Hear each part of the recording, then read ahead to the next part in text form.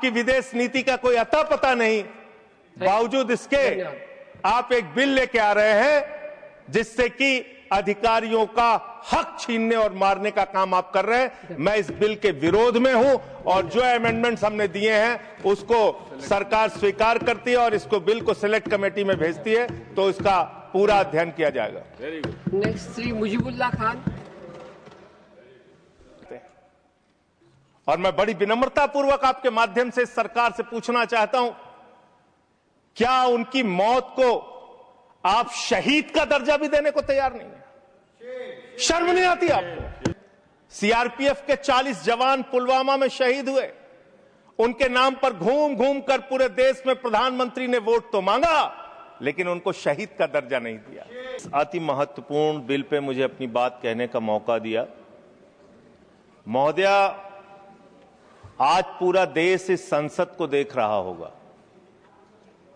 पूरे देश की सीमाओं पर 15,000 किलोमीटर भारत की सीमा को सुरक्षा करने वाले हमारे जवान, हमारे अधिकारी आज हमारी इस डिबेट को सुन रहे होंगे और वो देख रहे होंगे कि किस तरह से मोदी जी की सरकार उन जवानों के साथ, उन अधिकारियों के साथ जो अपने प्राणों की आहुति देकर देश की रक्षा करते हैं, उनके साथ अन्याय करने जा रही है, घोर पाप करने जा रही है। इसलिए महोदया, मैं इस बिल के विरोध में अपनी बात कहने के लिए खड़ा हुआ हूं।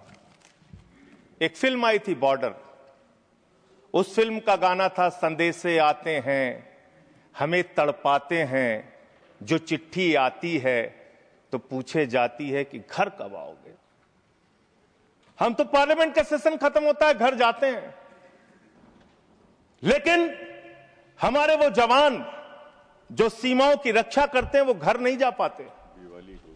दिवाली हो, होली हो, तमाम त्योहार हो, शादी हो, ब्याह हो, चाहते हुए भी अपने घर नहीं जा पाते।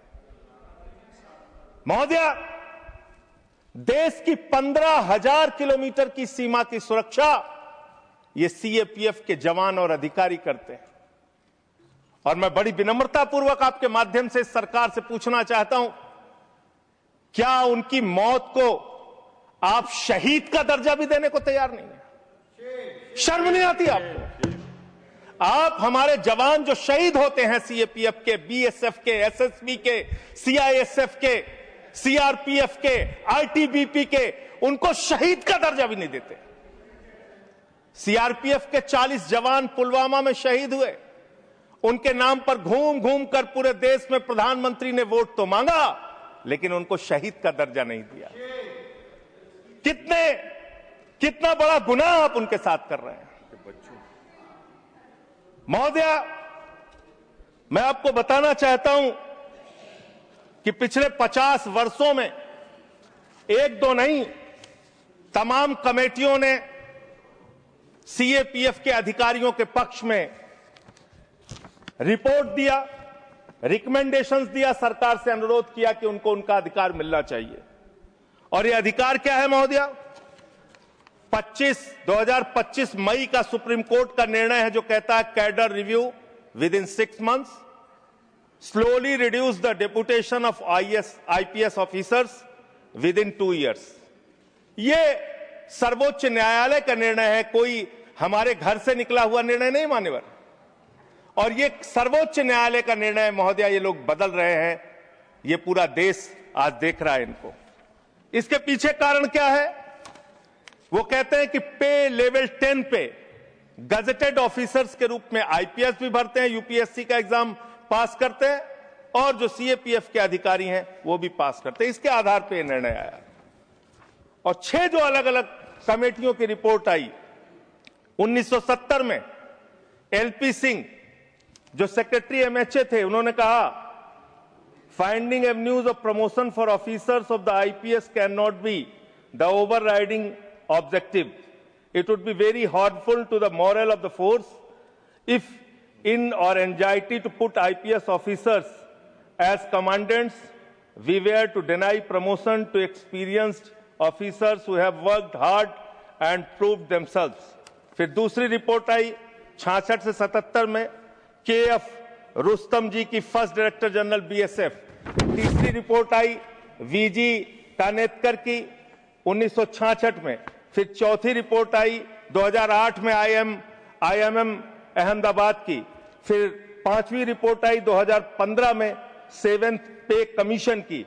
और दो महत्वपूर्ण रिपोर्ट आई, मुझे लगता है चिदम्बरम साहब यहां नहीं बैठे होंगे, एक चिदम्बरम साहब की कमेटी की रिपोर्ट आई और एक एस्टीमेट कमेटी को चेयर कर रहे थे आपके आदरणीय पुरोधा भारतीय जनता पार्टी के पूर्व अध्यक्ष मुरली मनोहर जोशी जी।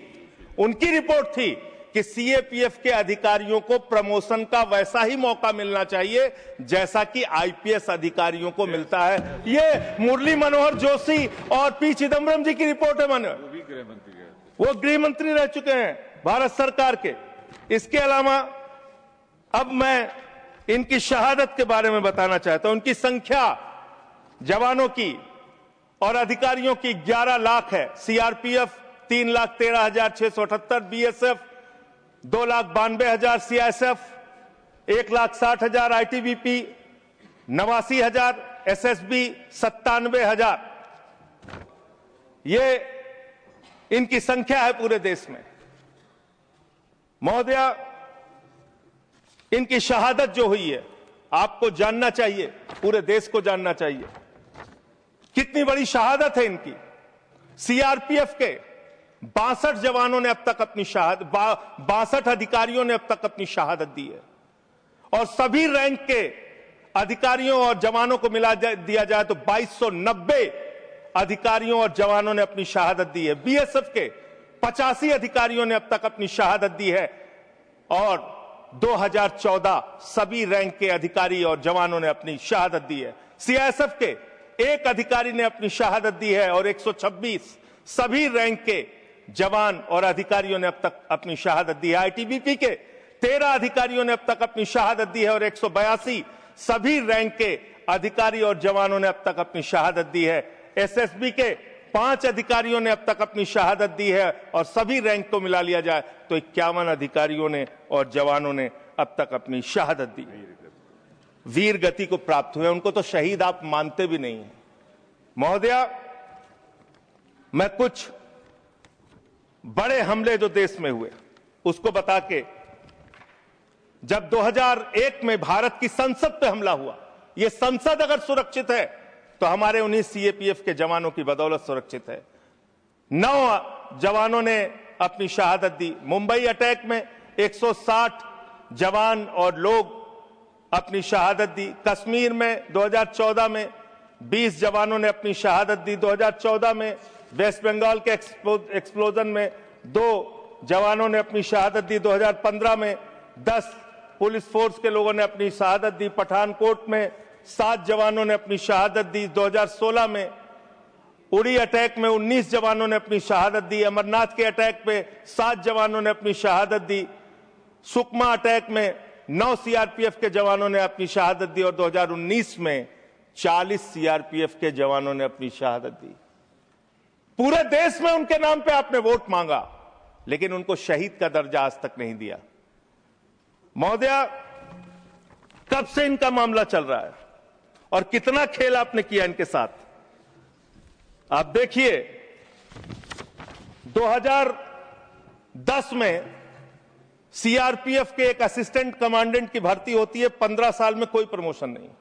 BSF के एक जवान की असिस्टेंट कमांडेंट की भर्ती होती है, 13 साल में कोई प्रमोशन नहीं। और एक IPS अधिकारी की 2012 में भर्ती होती है, 13 साल में 4 प्रमोशन उसको मिलते हैं। हम IPS के प्रमोशन के खिलाफ नहीं है, लेकिन CAPF के अधिकारियों को प्रमोशन क्यों नहीं, ये तो कम से कम आपको बताना पड़ेगा। इसी प्रकार से डिप्टी कमांडेंट पे 18 साल में एक प्रमोशन BSF CRPF को और 20 साल में एक प्रमोशन BSF को और IPS अधिकारी को IG रैंक पे 19 साल में 5 प्रमोशन मिलके IG वो बन जाते हैं। इसी प्रकार से 2003 में सेकंड इन कमांडेंट पे पहुंचता है एक CRPF का अधिकारी और BSF 1997 में सेकंड इन कमांडेंट बनते हैं। 1997 बैच के अधिकारी और एडिशनल डायरेक्टर जनरल 1998 का IPS बन जाता है। अब इनकी दशा क्या है मान्यवर, जो आपने इनके साथ किया, कैसे कैसे किया, यही अंतिम बात कह के अपनी बात समाप्त करूंगा। कब से ये लोग कानूनी लड़ाई लड़ रहे हैं? 2012 में इन्होंने हाई कोर्ट दिल्ली में एक रिट पिटीशन दाखिल किया, फिर 2015 में इनको दिल्ली हाई कोर्ट से इनके पक्ष में आदेश आया, 16 में फिर आप इनके खिलाफ चले गए, फिर फरवरी में सुप्रीम कोर्ट ने आपके आदेश, आपकी एसएलपी को रिजेक्ट किया, फिर 2 अप्रैल 2019 में फिर इनके पक्ष में आदेश आया, फिर 3 जुलाई 2019 को, सबसे महत्वपूर्ण यह है महोदया, 3 जुलाई 2019 को, मेरे ख्याल से 2 कैबिनेट मंत्री तो हैं, वो जरूर रहे होंगे उस कैबिनेट में, कैबिनेट ने पास किया महोदया, इसी सरकार के कैबिनेट में। क्या लिखा है इसमें? This would result in grant of NFFU to eligible Group A executive cadre officers of CAPF. The decision would also benefit Group A executive cadre officers of CAPF for availing the benefit of NFSG at an enhanced rate of 30% as per guidelines. ये आपके cabinet का आदेश है, cabinet का आदेश आप खुद ही पलट रहे हैं। जो 2019 जुलाई में आपने इन अधिकारियों के पक्ष में एक निर्णय लिया, उसको आप खुद से पलट रहे हैं। महोदया, मैं आपके माध्यम से इस सरकार से कहना चाहता हूं, इन जवानों के साथ, इनके अधिकारियों के साथ ये अन्याय मत कीजिए। ये देश आपको माफ नहीं करेगा। ये भारत की सुरक्षा करते हैं, सीमाओं की सुरक्षा करते हैं, संसद की सुरक्षा करते हैं, एयरपोर्ट की सुरक्षा करते हैं। इन जवानों के साथ ये घोर अन्याय मत कीजिए। हालांकि आपको अन्याय करने की और अपमान करने की आदत है। स्वर्गीय बीजू पटनायक जैसे बहादुर व्यक्ति की आपने अपमान किया। आपसे बीजू पटनायक जैसे बहादुर, मैं महोदया इसी से इस विषय पर मैं खत्म कर रहा हूं। 1948 में पंजाब रेजिमेंट को युद्ध के वक्त बीजू पटनायक जी ने एक पायलट के तौर पर सीमा पे पहुंचाया था। आप उनको CIA का एजेंट कहते हैं? शर्म आती है आपके ऊपर? ये आप कर रहे हैं। आप अपमान करते हैं लगातार जिन्होंने इस देश के लिए अपना योगदान दिया। महोदया, मैं आपके माध्यम से बस खत्म कर रहा हूं, 1 मिनट में खत्म कर रहा हूं। महोदया, मैं आपके माध्यम से कहना चाहता हूं, देश पर ध्यान दीजिए, देश के लोगों की चिंता कीजिए। आज जब मैं आ रहा था तो यहां पे पता चला, आप तो कहते हैं ये देश नहीं झुकने दूंगा, ये देश नहीं झुकने दूंगा।